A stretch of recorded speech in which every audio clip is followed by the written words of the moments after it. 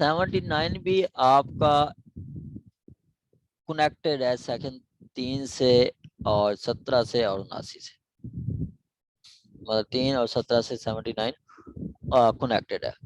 अब 79 क्या कहता है? कहता है if a document required by law to be attested, required by law to be attested, ठीक है। अब हमारा सेक्शन 17 क्या कहता है? ठीक है, आर्टिकल 17 क्या कहता है? वो आप आर्टिकल 17 कहता है कि आपका फ्यूचर ऑब्लिगेशन है, ठीक है, तो उसको आप 2 विटनेसेस अटेस्ट करेंगे, ठीक है, आपका फ्यूचर ऑब्लिगेशन है। अब सपोज के मैं ये साथ दिखाता हूँ आपको, एग्रीमेंट टू सेल, ठीक है, ये एग्रीमेंट टू सेल है। अब ये फ्यूचर एप्लीकेशन है, इकरारनामा मुअद्दब है, तो इसको 2 विटनेसेस अटेस्ट करते हैं, इकरारनामा मुअद्दब है, इसको 2 विटनेसेस अटेस्ट करते हैं, ठीक है, इसको 2 विटनेसेस अटेस्ट करते हैं, ठीक है।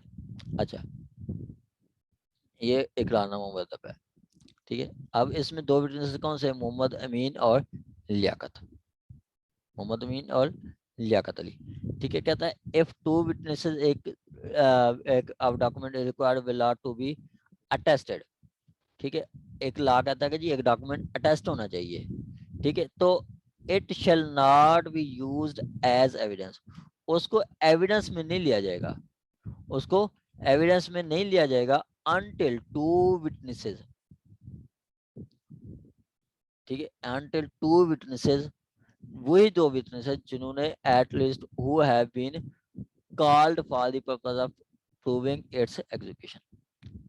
अगर जब तक वो जो विटनेसेस हैं, तो मतलब विटनेसेस आके उसको प्रूव ना कर दें कि जी उनके सामने एग्जीक्यूशन हुई थी, ठीक है, उनके सामने एग्जीक्यूशन हुई थी। जैसे अब ये एग्रीमेंट टू सेल है, इसको उतनी देर तक एविडेंस का हिस्सा नहीं बनाया जाएगा जब तक ये जो दो गवाह है मोहम्मद अमीन और लियाकत अली आपके आगे कोर्ट में प्रूव ना करें, आपके आगे प्रूव ना करें कि जी उनके सामने एग्जीक्यूशन हुई है। इनको कहते हैं मार्जिनल विटनेसेस, ठीक है, गवाहान हाशिया, ठीक है, गवाहान हाशिया, इनको मार्जिनल विटनेसेस कहते हैं, ठीक है, मुझको मार्जिनल विटनेस कहते हैं कि जब तक वो विटनेसेस आके कोर्ट में प्रूव ना कर दें इसकी एग्जीक्यूशन। क्या कहता है?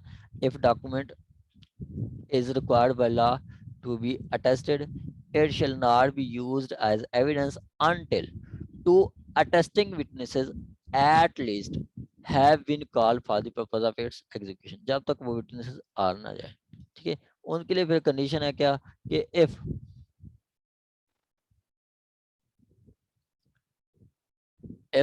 There be 2 attesting witnesses alive, अगर वो विटनेसेस जिंदा हैं, ठीक है, अगर वो विटनेस जिंदा हैं, और and subject to process of court, और उनको कोर्ट बुला सकती है, and capable of giving evidence, ठीक है, ये 3 कंडीशन है, ठीक है, कि जी एक तो वो जिंदा हूँ, ठीक है, दूसरा वो कोर्ट उसको बुला सकती है, कोर्ट की पहुंच में हूँ, तीसरा कि वो आपके एविडेंस भी दे सकते हैं, ठीक है, वो आके एविडेंस भी दे सकते हैं। सिंपली 79 ये कहता है कि जी अगर एक डॉक्यूमेंट अटेस्ट, लॉ कहता है कि जी अटेस्ट होना चाहिए, तो उतनी देर तक एविडेंस में नहीं लिया जाएगा जितनी देर तक 2 विटनेसेस आके उसको अटेस्ट ना करें कि जी वाकई हमारे सामने एग्जीक्यूट हुआ था, हमारे सामने एग्जीक्यूट हुआ था, ठीक है क्या, हमारे सामने एग्जीक्यूट हुआ था, ठीक है। आगे क्या कहता है? आगे कहता है आके कि जी provided that,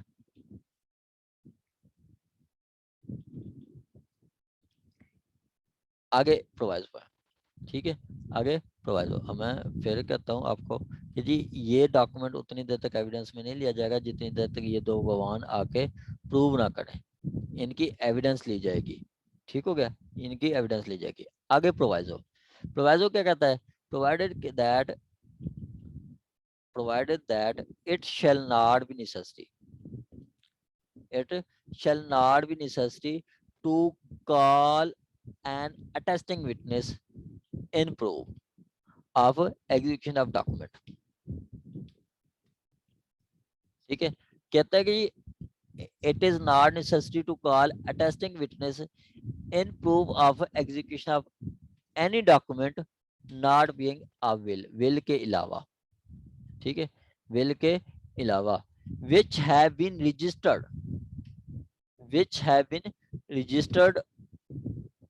in accordance with the Registration Act 1908, registration act 1908 के कहता है कि जी अगर वो डॉक्यूमेंट रजिस्टर्ड हो जाता है, ठीक है, अगर वो डॉक्यूमेंट रजिस्टर्ड हो जाता है तो वो उन विटनेसेस को बुलाने की जरूरत नहीं है, उन विटनेसेस को बुलाने की जरूरत नहीं है कि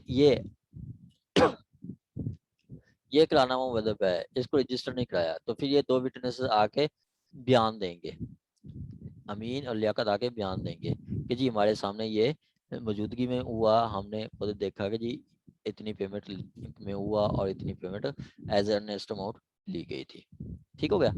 हाँ, अगर ये डॉक्यूमेंट, अब ये बशीर अहमद जो मुश्तरी है, मतलब परचेजर है, ठीक है, और मजहर सईद कुरैशी सेलर है, ठीक है, अगर ये डॉक्यूमेंट रजिस्टर करवा लेते हैं, ठीक है, अगर ये डॉक्यूमेंट रजिस्टर करवा लेते हैं, रजिस्ट्रेशन एक्ट क्या कहता है, रजिस्ट्रेशन एक्ट क्या कहता है कि जी ये डॉक्यूमेंट सब रजिस्ट्रार के पास रजिस्टर्ड होगा, सब रजिस्ट्रार के पास कैसे कि जी दोनों पार्टीज चली जाएंगी, दोनों पार्टीज जाके उधर अपना बयान रिकॉर्ड कराएंगी, ठीक है। अब परचेजर कहेगा कि मैंने लिया है, सेलर कहेगा जी मैंने सेल किया है, साथ दो विटनेसेस कहेंगे कि जी हाँ जी हमारी मौजूदगी में ये लेन देन हुआ है और हम इसके चश्मदीद गवाह हैं, हम इसके हमारे सामने डॉक्यूमेंट लिखा गया है, ये बयान साइन हमारे हैं, ये साइन हमारे हैं, ठीक है, रजिस्टर होगा, वो उनके सामने वो अपने डॉक्यूमेंट रजिस्टर कर देगा, तो ये क्या होगा, रजिस्टर हो गया डॉक्यूमेंट।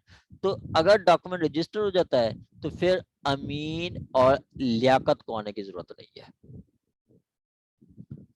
अगर डॉक्यूमेंट रजिस्टर हो गया है तो अमीन और लियाकत को आने की जरूरत नहीं है। ये जो मैं आपको बता रहा हूँ एग्जांपल के साथ बता रहा हूँ, ये आप साथ नोट कर लिया करें, एग्जांपल्स भी लिख लिया करें, कल को महीने बाद 6 महीने बाद एक आपको चीज क्लियर करते, जी सर मैडम, ये विल के अलावा क्या आप बात कर रहे हैं ना कि कोई मैं भी डॉक्यूमेंट अगर रजिस्टर हो जाता है तो विल विटनेसेस मैडम, को बुलाने की विल जरूरत नहीं। विल अगर रजिस्टर्ड भी हो जाती है फिर भी विटनेसेस को आना पड़ता है, विटनेस आके उनकी बयान पे ही होता है।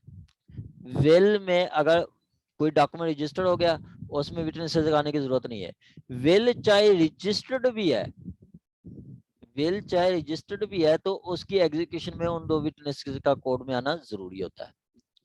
विल जो होता है ना, विल आपका बाद में उसको सर्टिफाई किया जाता है तो प्रोबेट बन जाती है, तो सर्टिफाई कब होती है, जब उसके जो विटनेसेस हैं वो कोर्ट में आके बयान देते हैं कि हाँ हमारे सामने हुआ था, तो कोर्ट आपकी विल रजिस्टर्ड भी हो तो फिर भी कोर्ट उसको आपका मतलब विटनेसेस को बुला सकती है। जी सर ठीक है। वो मैंने आपको बताना था, एक सीक्वेंस के साथ मैं बता रहा हूँ, उसको मैंने ब्रैकेट दिया है, एक सीक्वेंस के साथ जब मैं आपको एक क्वेश्चन मेरी तरफ से क्लियर हो जाए ना फिर आपका क्वेश्चन हो, तो फिर चीजें मेरा नहीं ख्याल कि आपका क्वेश्चन आता हो, ठीक है। सर वो आपने स्टार्ट में विल का जिक्र किया है ना, पहले हाँ पढ़ा है, हाँ तो देन मैंने फिर वो आपने बाद में सिर्फ अगली पार्ट को हाँ वो डिफाइन किया है लेकिन आपने विल को नहीं किया, तो इस हाँ वजह से मैं थोड़ा मैंने सा मैंने हो मैडम देखें, ये इसको मैंने ब्रैकेट में लिया है, इसको मैं बाद में करूंगा, ठीक है, एक सीक्वेंस के साथ, ठीक है। जी सर ठीक है। अच्छा, क्या कहता है कि जी it shall not be necessary to call attesting witnesses in proof of execution of document, अगर इन विटनेसेस को एग्जीक्यूशन में बुलाने की जरूरत नहीं है, कौन से डॉक्यूमेंट की एग्जीक्यूशन में, which has been registered in accordance with the registration act, जिसको रजिस्ट्रेशन एक्ट के तहत रजिस्टर किया गया है, रजिस्टर करवाने के लिए भी सारी पार्टी सब रजिस्ट्रार के पास जाते हैं, अपना बयान रिकॉर्ड कराते हैं, देन रजिस्टर होता है, ठीक हो गया। अब दोबारा नहीं, लेकिन यहाँ पे एक और कंडीशन है कि अगर उनमें से it unless it execution by the person whom it purport to have been executed is specifically deny, अगर उसमें कोई पर्सन डिनाई कर देता है, रजिस्टर्ड हो गया डॉक्यूमेंट, फिर पार्टी कोई डिनाई करती है तो फिर कोर्ट उनको विटनेसेस को बुला सकती है, ठीक है। जैसे अब ये डॉक्यूमेंट देखें कि जी ये डॉक्यूमेंट बशीर अहमद ने परचेज किया, ठीक है, बशीर अहमद ने एक लैंड परचेज की, ठीक है, बशीर अहमद ने एक लैंड जो कि 10 मरले है, 10 मरले परचेज की, ठीक है, उसमें 5 लाख में थी, 2.5 लाख दे दिया, 2.5 लाख देना है। अब ये दो गवाह है, अमीन और लियाकत अली, ठीक है क्या। अब बशीर कहता है रजिस्टर करवा लेता है, फिर भी दूसरी पार्टी कहती है कि जी मैंने नहीं सेल किया था। विटनेसेस कहते हैं जी हमने कोई नहीं देखा, हमारे कोई बयान नहीं है, ठीक है, साइन अंगूठे जेली है। तो इस सूरत में डिस्प्यूट आ जाएगा, तो इस सूरत में कोर्ट इन विटनेसेस को बुला सकती है, चाहे वो रजिस्टर्ड भी हो गया, ठीक हो गया। हाँ, अगर विल है, विल चाहे रजिस्टर्ड भी है, फिर भी विटनेस उनको कोर्ट उनको बुलाएगी विटनेसेस को। अब इसका मैं आपको ओवरव्यू देता हूँ कंप्लीट का, उसके बाद आपने समझना है। देखें सिंपली क्या कि जी आपका जो 79 कहता है कि जी एक डॉक्यूमेंट अगर रजिस्टर लॉ कहता है कि जी अटेस्ट होना चाहिए, तो उसको उतनी देर तक एविडेंस में नहीं लिया जाएगा जितनी देर तक उसको आके अटेस्टिंग विटनेसेस को अटेस्ट ना कर ले, ठीक है, अटेस्टिंग विटनेस आके अटेस्ट ना कर ले। आगे कहता है कि हाँ प्रोवाइजो में कहता है कि जी वो ये जरूरी नहीं है कि अगर वो डॉक्यूमेंट जो अटेस्ट करना था अगर आप रजिस्टर करवा लेते हैं तो फिर उन विटनेसेस के आने की जरूरत नहीं है, फिर उन विटनेसेस के आने की जरूरत नहीं है, ठीक है। हाँ, अगर उनमें से कोई पार्टी डिनाई कर देती है, उसकी एग्जीक्यूशन स्पेसिफिकली डिनाई कर देती है, तो फिर उन विटनेसेस को कोर्ट बुला सकती है। आगे कहता है कि जी विल है चाहे रजिस्टर्ड है नहीं रजिस्टर्ड, उनमें विटनेसेस को लाजमी बुलाया जाएगा, पहले उनको बुलाया जाएगा तो फिर ही होगी।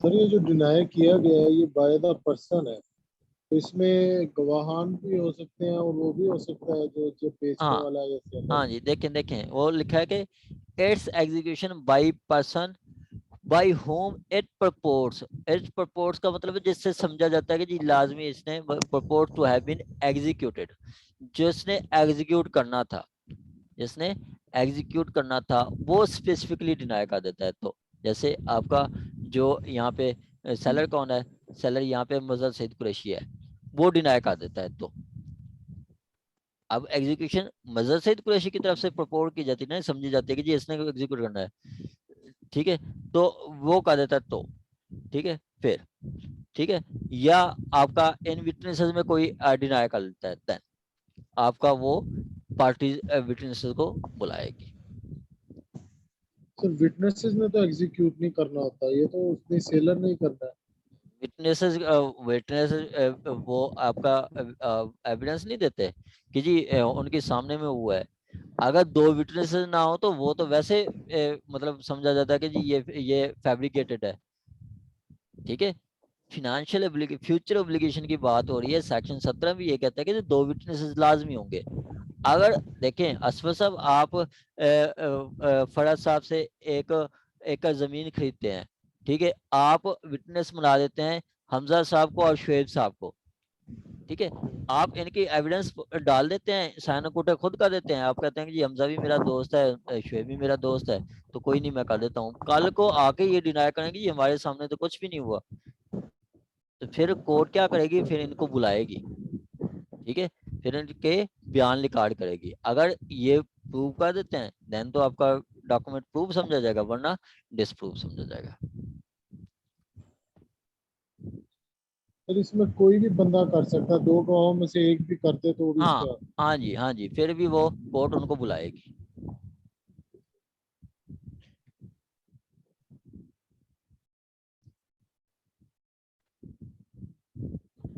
सर अगर एक गवाह फौत हो जाता फिर? तो फौत हो जाता है ना, तो उसके लिए आपका डॉक्यूमेंट आर्टिकल 46 है, ठीक है, 46 के उस आर्टिकल 46 डील करेगा, 46(2). जैसे आपका एक स्टाम्प फरोश है, ठीक है, स्टाम्प फरोश होता है, तो वो उसकी डायरी डायरी देखी जाएगी, उसका वो डेली कोर्स ऑफ बिजनेस, ठीक है, वो देखा जाएगा। जो वो हम जो 46 पढ़ेंगे ना, वो मैं डिटेल के साथ एक आपको डिटेल के साथ बताऊंगा। नहीं, प्राइवेट गवाह की बात करो, वो तो स्टाफ रूल प्राइवेट प्राइवेट भी हो जाता है तो 46 के तहत उसको मतलब प्रूव किया जाता है 46 तो चले। हाँ चले अब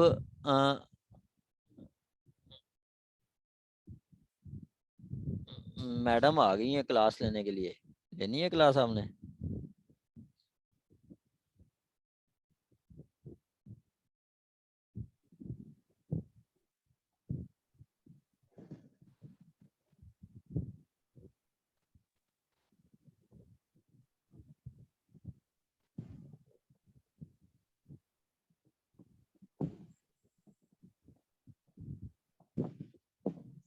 हाँ जी मैडम की क्लास लेनी है या छुट्टी करनी है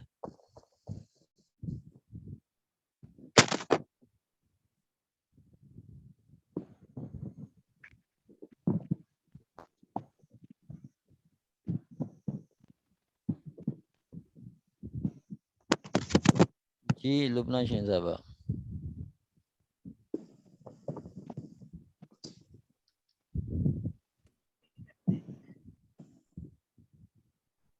सर आवाज आ रही है?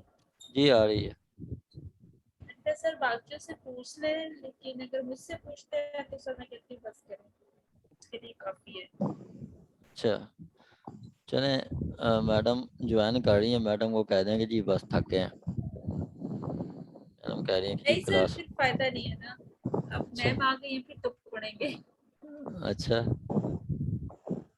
अच्छा चले वे छुट्टी करते हैं मैं मैडम को कह देता हूँ छुट्टी कर देते हैं एक क्लास आपने अच्छी तरह पढ़ना है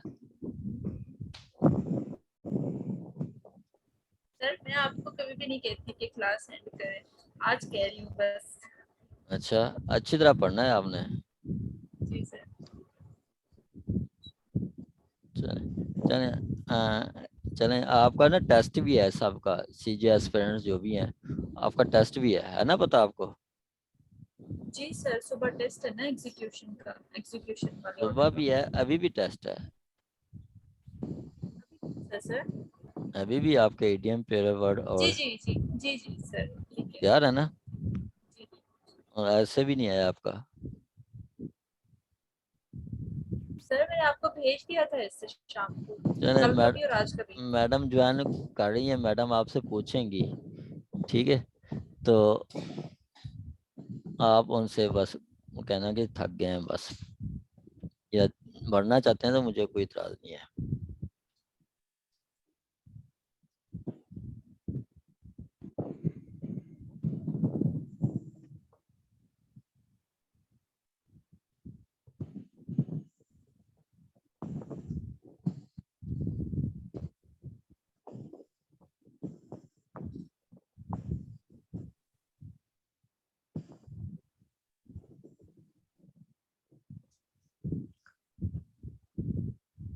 जी मैडम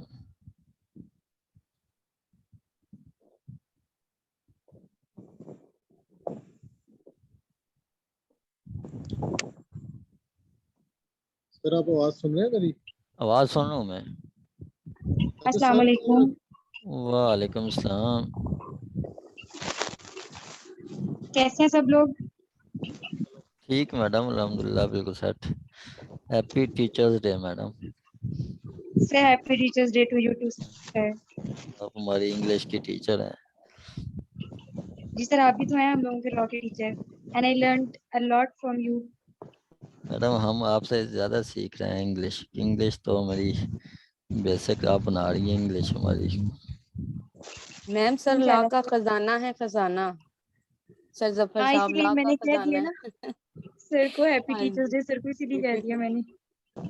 मैम आपको भी सर को भी happy teachers day. Thank you so much. अच्छा आप लोग हैं रेडी क्लास के लिए?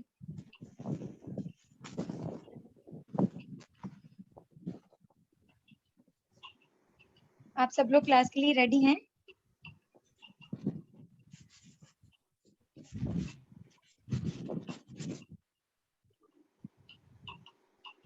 बताते नहीं है मुझे।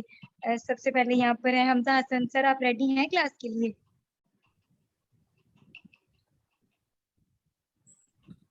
जी मैम। अच्छा, बाकी सब लोग भी बता देना, क्योंकि सर ने बल्कि मुझे पहले से क्लास के लिए कहा हुआ था और मैं लेट हो गई हूँ, इसलिए मैं पूछ रही हूँ आप लोग रेडी हैं क्लास के लिए? मिस नईमा, आप बताएं।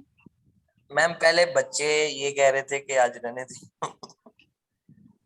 आज रहने मिस आज अच्छा काफी पहले क्लास फेलोज भी ही कह रहे हैं अस्सलाम वालेकुम सर ये वालेकुम कह रहे हैं सलाम। कि क्लास ना लें, तो आई थिंक कि मैं अगर इनके अगेंस्ट जाके कहूँ कि क्लास लें तो ये अच्छी बात नहीं। आई थिंक आज आप क्लास ना लें, आप भी थकी हुई आई होंगी और बच्चे भी काफी थक गए हैं, तो क्लास आज ना ही लें।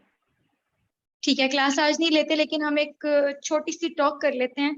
उसमें ये होगा कि मैं आप लोगों के साथ 5 से 6 मिनट बात करती हूँ, और उस 5 से 6 मिनट की बात में हम कुछ प्रोवर्ब्स जो है वो डिस्कस कर लेते हैं, जो कि आपकी डेली रूटीन में भी काम आएंगे और राइटिंग एक्सप्रेशन के लिए भी गुड है। और ये कि कभी आपको इंग्लिश भूल जाए तो तब आप इनका सहारा ले सकते हैं। तो क्लास में नहीं लेती, लेकिन चूंकि अब मैं इन हो गई हूँ क्लास में, तो छोटी सी एक बात कर लेते हैं हम लोग। अच्छा, मैं आपको 5 to 6 कोई ऐसे प्रोवर्ब्स बता देती हूँ जो कि मुझे फेवरेट भी हैं और आप लोगों के काम भी आएंगे, तो आप लोग कर लें। आप लोगों ने बचपन में प्रोवर्ब्स तो किए थे, like a barking dog seldom bite, etcetera etcetera. अच्छा, आप लोग देखें, a burnt child dreads the fire. आप लोग लिखे मत, बस मुझे सुने। A burnt child, a burnt child का वैसे मतलब होता है कि एक जला हुआ बच्चा। ड्रेड्स द फायर, कि वो डरता है किससे? आग से। इसका मतलब ये होता है कि जब किसी का बैड एक्सपीरियंस हो ना किसी चीज से, तो वो क्या करते हैं, वो एहतियात से चलते हैं। Like a bad experience will make people stay away from the certain things. तो आप उसको एक इडियोमेटिक लैंग्वेज में या प्रोवर्बल लैंग्वेज में आप उसको कैसे बोलेंगे? वो ये होगा कि a burnt child dreads the, okay.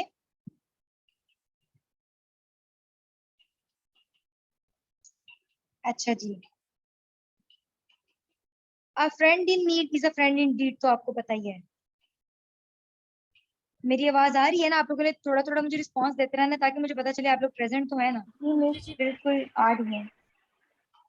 ठीक है, a book holds a house of gold, a book holds a house of gold. इसका मतलब है कि किताबें जो होती हैं वो इल्म का सरचश्मा होती हैं। अगर हम बात करें इंटरनेट वगैरह की, ई लर्निंग की, तो हम लोग भी प्रेफर करें बुक्स को, उसके लिए ये वाला जो प्रोवर्ब है, a book holds a house of gold, ये एक बेहतरीन इडियम है। अच्छा जी, a danger foreseen is half avoided. A danger foreseen का मतलब अगर हम देखें, डेंजर फॉर सीन, एक खतरा जो पहले से देखा हो, इज हाफ अवॉइडेड, उसे हम थोड़ा सा अवॉइड करते हैं। लेकिन ये तब बोला जाएगा कि जब आप लोग खतरात को मोल लेते लेते इस चीज के आदी बन जाएंगे कि आप आने वाली मुश्किलात को ठीक से डील कर सकें, आसानी से डील कर सकें।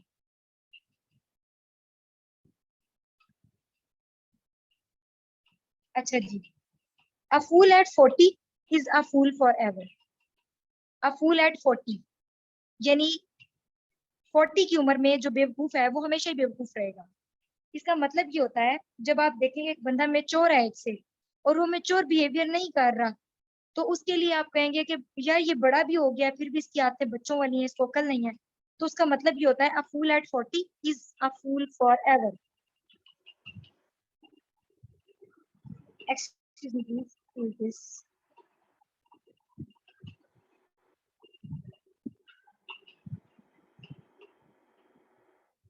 अच्छा जी, आप लोगों ने यहाँ तक सुन लिया था? अच्छा जी, a happy heart is a better than a full purse. A happy heart, एक खुश दिल बहुत बेहतर होता है, देन अ फुल पर्स, पैसों से भरे हुए पर्स से। उसका मतलब ये होता है, इसका मतलब ये होता है कि दौलत से बढ़ के जो जिंदगी है वो खुश रहने में है। हैप्पी हार्ट जो है उसको भरे हुए वॉलेट और पैसों से ज्यादा खुश देखा गया है।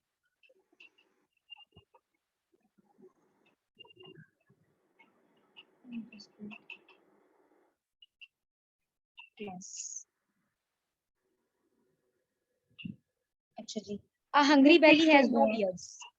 अ hungry belly has no ears, यानी जो भूखा पेट है उसके कान नहीं होते।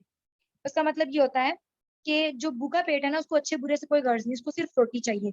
उसको ये भी नहीं पता कि वो बुरा करने जा रहा है, उसको ये भी नहीं पता वो अच्छा करने जा रहा है, वेदर उसके लिए कुछ भी इंपॉर्टेंट नहीं है। तो a hungry belly has no ears, ये आप कहाँ लिखते हैं?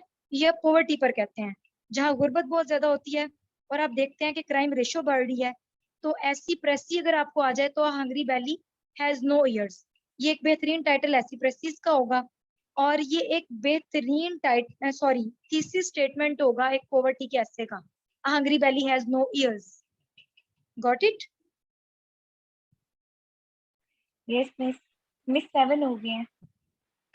ठीक है, बात लंबी हो गई है, चले ठीक है, ओके फाइन। ये प्रोवर्ब्स आई होप आपको याद रहेंगे, और आइंदा भी मैं करवाती रहूंगी। आप अपने फ्लैश कार्ड्स बना के रखे सब लोग, जिस दिन हम लोग जो भी करें ना, हम लोग वोकेबलरी करें, हम लोग इडियम्स करें, या फिर हम लोग प्रोवर्ब्स करें, आपने अपने फ्लैश कार्ड या अपने रजिस्टर्स पर उसको नोट करना है, और एंड अगेन कि आपने जब भी इडियम्स करने हैं उनको कैटेगराइज करके करना है, जैसे कि मैं करती हूँ, जैसे मैं आपको बताती हूँ कि फूड, क्लॉथ, एटसेट्रा एटसेट्रा। ठीक है, जी मिस ठीक है। इंशाल्लाह फिर कल की क्लास में मुलाकात होती है, और sorry for being late today, तो कल फिर हम करेंगे अपना बाकी का काम। जी मिस ठीक है। ओके ओके फाइन, अल्लाह हाफिज। ओके, अल्लाह हाफिज। अल्लाह हाफिज मिस। अल्लाह हाफिज। फिर